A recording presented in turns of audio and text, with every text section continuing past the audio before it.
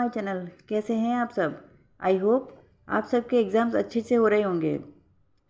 मेरे important topics और question bank जिसमें प्रीवियस ईयर के क्वेश्चन पेपर अपलोड होते हैं, उन सब वीडियोस से आपको एग्ज़ाम में काफ़ी हेल्प मिल रही होगी। आज की वीडियो में मैं लास्ट ईयर का मीन्स दिसंबर 2023 का माँ शाकुंभरी यूनिवर्सिटी सहारनपुर का इन्वेंट्री मैनेजमेंट का क्वेश्चन पेपर अपलोड करने जा रही हूँ।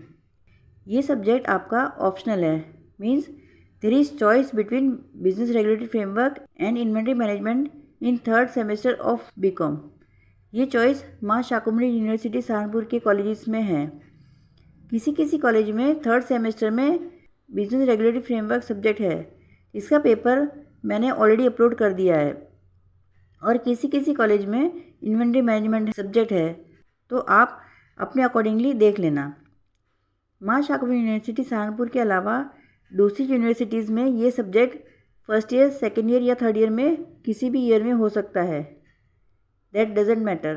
प्रीवियस ईयर का क्वेश्चन पेपर रेफ़र करना एग्ज़ाम में काफ़ी बेनिफिशियल रहता है, क्योंकि एक तो आपको पेपर पैटर्न पता चलता है, सेकेंडली एग्ज़ाम में किस तरह के क्वेश्चंस आते हैं, और फाइनली कई बार तो एग्ज़ाम में question as it is repeat भी हो जाते हैं, और रिपीट ना भी हो तो वही क्वेश्चन थोड़े से वर्डिंग चेंज करके आ जाते हैं।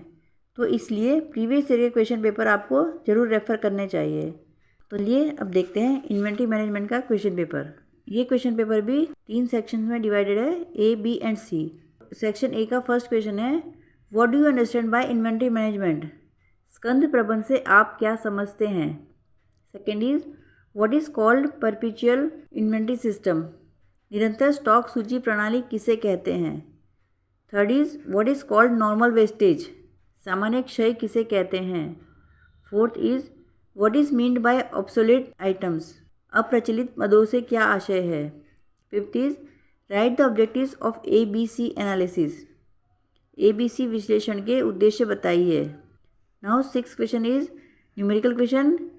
ये फीफो मेथड का है, means first in first out method का है। इसमें आपको लेजर स्टोर अकाउंट प्रिपेयर करना है फीफो मेथड से। Seventh is, explain in detail the accounting standard 2 for valuation of inventories. सामग्री मूल्यांकन हेतु लेखांकन प्रमाण 2 की व्याख्या कीजिए। Eighth question is, differentiate between waste and scrap. क्षय व अवशेष में अंतर बताइए। Now section C. इसमें 9th क्वेश्चन आपका न्यूमेरिकल है, जो कि EOQ इकोनॉमिक ऑर्डर क्वांटिटी का है, जिसमें आपको economic order quantity and total inventory cost calculate करनी है। 10th क्वेश्चन में न्यूमेरिकल का है, जिसमें आपको reorder level, minimum level, maximum level और एवरेज स्टॉक लेवल को कैलकुलेट करना है।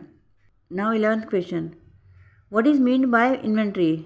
Explain the motive and need for holding inventory. What are the effects of excess inventory in business? स्कंद से आप क्या समझते हैं? स्कंद रखने के उद्देश्य एवं स्कंद रखने की आवश्यकता के कारण बताइए। आवश्यकता से अधिक स्कंद रखने के दोष बताइए।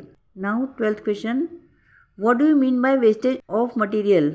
How normal and abnormal wastage is treated in cost accounts? How will you control? सामग्री के क्षय से आप क्या समझते हैं? सामान्य क्षय एवं असामान्य क्षय का लागत लेखों में किस प्रकार लेखा होता है? सामग्री क्षय पर किस प्रकार नियंत्रण किया जा सकता है? Now last question, explain the term minimum level, maximum level and reorder level with regard to maintenance of stocks. What are the factors to be taken into account in fixing these levels? Stock के न्यूनतम स्तर, अधिकतम स्तर तथा पुनः आदेश की स्तर की व्याख्या कीजिए। इन स्तरों को निर्धारित करने के लिए किन घटकों को ध्यान में रखा जाता है? So guys, it is enough for today. We will meet in our next meeting. Till then, goodbye. Take care and all the best for your exams. Thank you.